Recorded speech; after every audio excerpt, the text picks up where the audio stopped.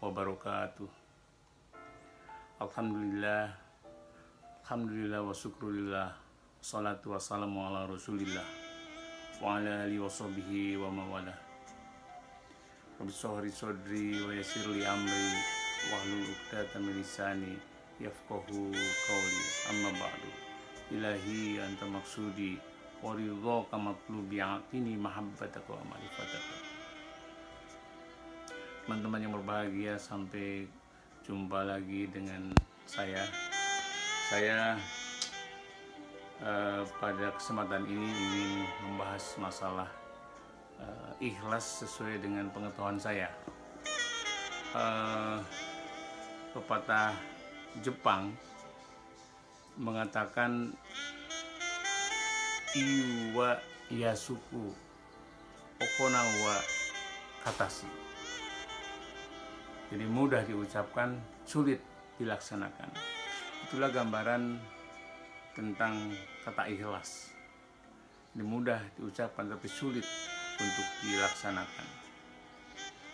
Namun sekalipun dirasa sulit, karena itu menjadi kewajiban kita sebagai umat muslim untuk berusaha mewujudkannya, maka ya kita harus mampu mengimplementasikan kata ikhlas itu di tengah-tengah kehidupan kita.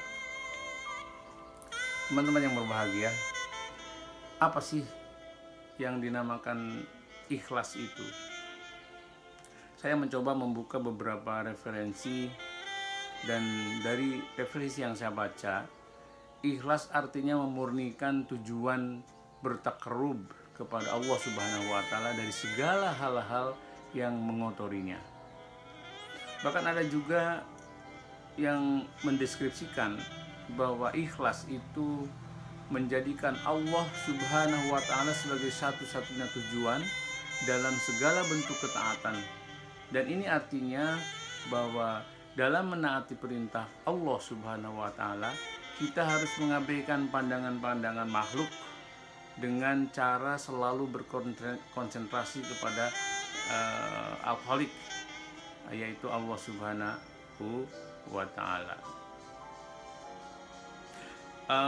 Pendapat ini sejalan dengan pandangan guru saya, Kiai Haji Muhammad Ali Hanafi Akbar. Beliau mengatakan bahwa ikhlas adalah melakukan segala amal perbuatan dengan senantiasa berzikir kepada Allah Subhanahu wa Ta'ala. Jadi memang ujung-ujungnya semua perbuatan kita itu ya didasarkan pada sebuah ketaatan berzikir kepada Allah Subhanahu wa Ta'ala. Mengapa? Karena beribadah yang menyertakan Allah Subhanahu wa Ta'ala di dalamnya akan melahirkan keikhlasan, dan itu merupakan syarat diterimanya amal soleh yang dilaksanakan sesuai tuntunan sunnah Rasulullah Shallallahu Alaihi Wasallam. Beliau mengasosiasikan kata ikhlas itu seperti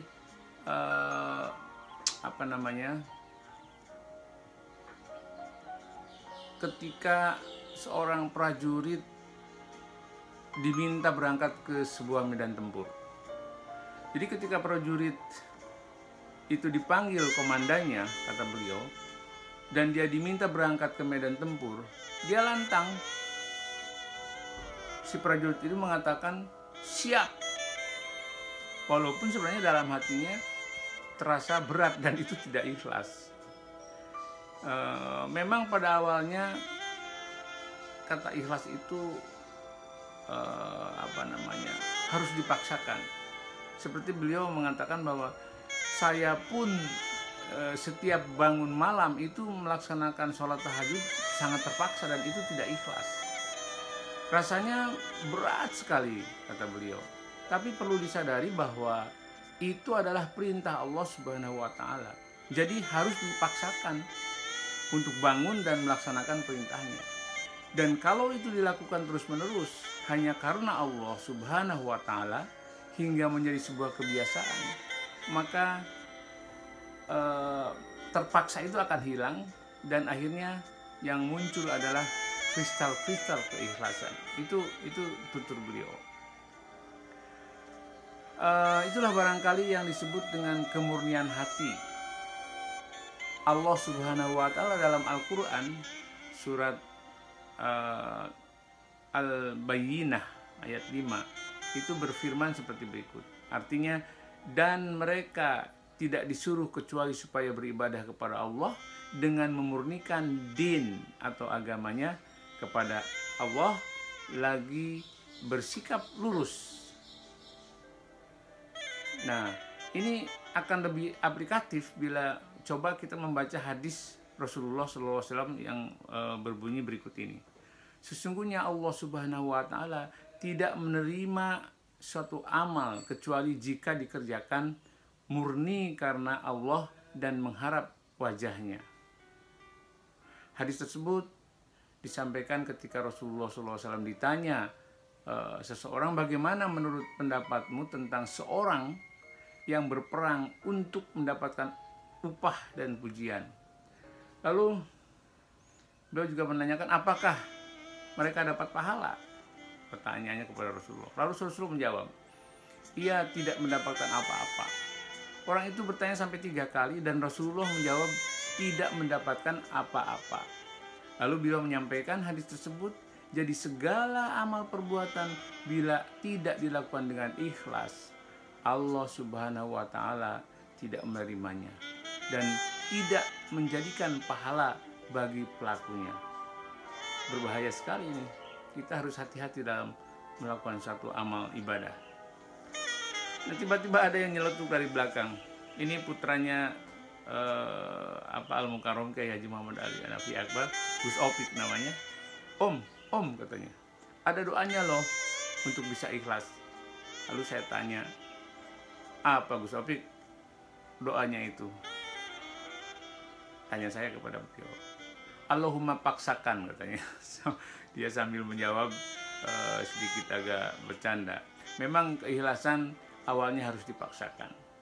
Tentu terpaksa yang didasarkan pada rasa takut kepada Allah Subhanahu wa Ta'ala. Memaksakan diri berbuat kebaikan karena rasa takut kepada Allah Subhanahu wa Ta'ala, bukan karena kepentingan apapun, akan menumbuhkan tunas-tunas keikhlasan. Tunas itu lambat laun tumbuh menjadi tangkai, lalu daun, dan akhirnya menjadi pohon keikhlasan yang kokoh dengan buah dan manfaat baik bagi dirinya sendiri maupun bagi orang lain. Paksakan diri kita untuk berbuat kebaikan karena rasa takut kepada Allah, kemudian sambut tunas-tunas keikhlasan yang tumbuh dalam jiwa kita, yang semakin bersih karena senantiasa berzikir kepadanya. Kita berlindung kepada Allah Subhanahu wa Ta'ala dari segala perbuatan yang melalaikan kita untuk ingat kepadanya, dan kita akan diberi karunia oleh Allah Subhanahu wa Ta'ala sebuah keikhlasan di dalam pelaksanaan amal ibadah kita. Terima kasih. Wabillahi taufiq wal hidayah. Assalamualaikum warahmatullahi wabarakatuh.